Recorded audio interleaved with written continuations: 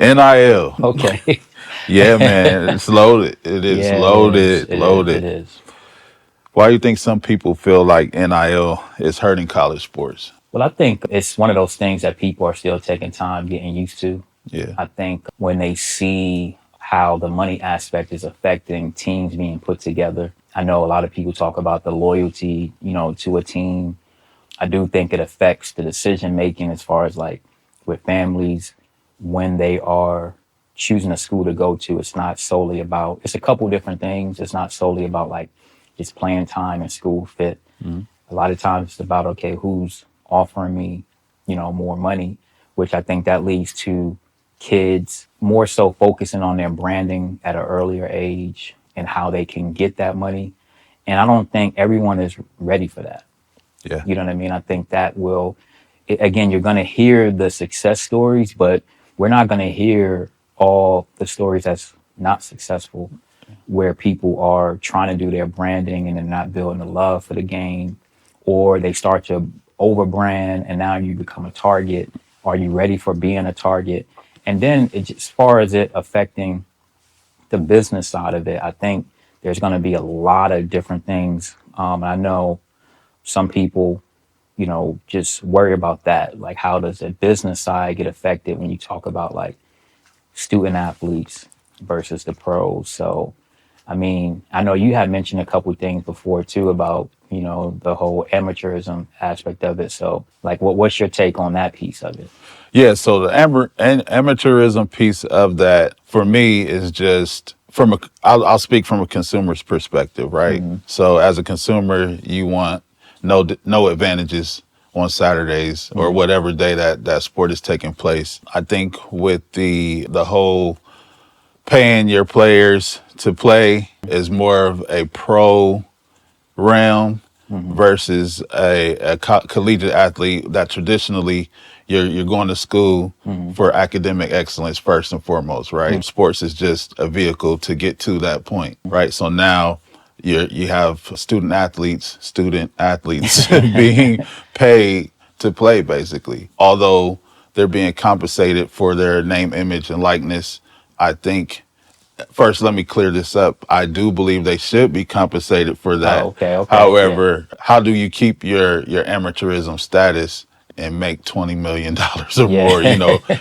or even $1 million for that matter? That's Mm-hmm. most them people making a lifetime. Yeah. So from that aspect, I think it's a real gray area. I know we do have some regulation Mm-hmm. in place, but is it enough? Yeah. And You that's know the what I mean? thing. I look at it like the fact that it's so much money though in Yeah, college sports, yeah, the mindset on how people think about it, we're still getting used to it, but I think the mindset has to change because at the end of the day, it's a multi-billion dollar business, right? And the product is the players. yeah, So if the product is the players, I think the coaches are being compensated like they should.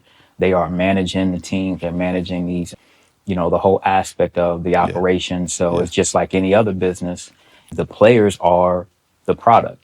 Yep. When you go to the games, you want your team to win. You see the jerseys being sold, things of that nature. People go to see good and great teams perform. Yep. And the players provide that. And they're putting their body, their health on the line. So I think it's now morphed and it's always been really beyond them just being amateurs. Because it's no difference to me if you have the ability as, a high school senior to graduate high school and then go and work for a company and make money because you have the talent to do that job. Yep. These guys have the talent to do that job of Yeah. playing football. Yep. So if you have that talent to do that job, you can't pay me just a scholarship Yeah.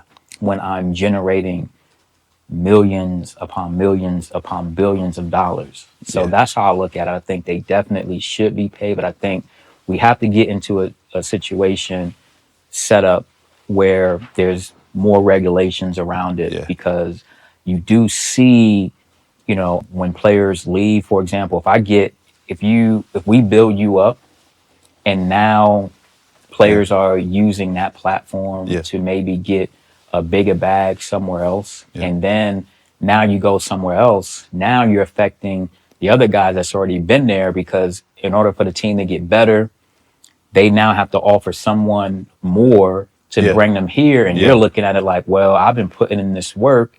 And the fact that you brought this guy in more, you value him more because I'm not getting that deal. So Yeah. it's a lot, man. I Yeah. mean, Well, so let's just be clear. We know that everybody's not getting the same deals, right. and a lot of these deals are being dispersed between the roster, so to speak. Yeah, yeah, yeah. But I do wonder if this is going to open a new can of worms, right? What happens if the NFL, NBA, those organizations, those pro organizations start to feel like you're intruding on their ability to, pay out lucrative deals when they've already tasted some of the those type Yeah. of deals when Hmm. they come in. Now, are you going to have to get?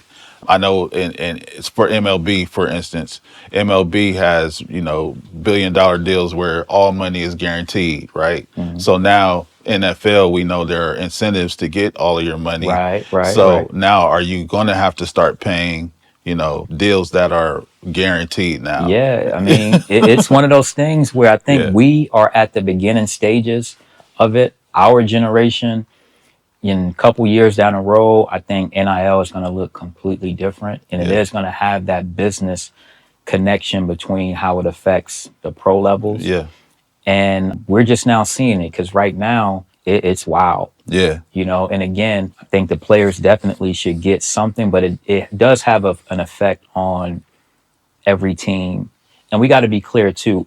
Every player, isn't benefiting from it the same, yeah, but you just have the ability to do so. And I think to me, it also opened up the different like disparity between like the competition. yeah, Like in the absolutely. past, you can go to a school or you would go to a school like the Ohio States and, all these bigger, universities Yeah, because of the prestige, right? yeah, yeah, And that was your tool and your vehicle to make a name for yourself. And you were okay with being the second, third string player because if you made some type of, teams will look at it like if you make some plays at that level or if you were backing up an all pro, that means you were pretty good. We've yeah. seen guys All get Americans. Yeah, drafted yeah, like that in the yeah, past.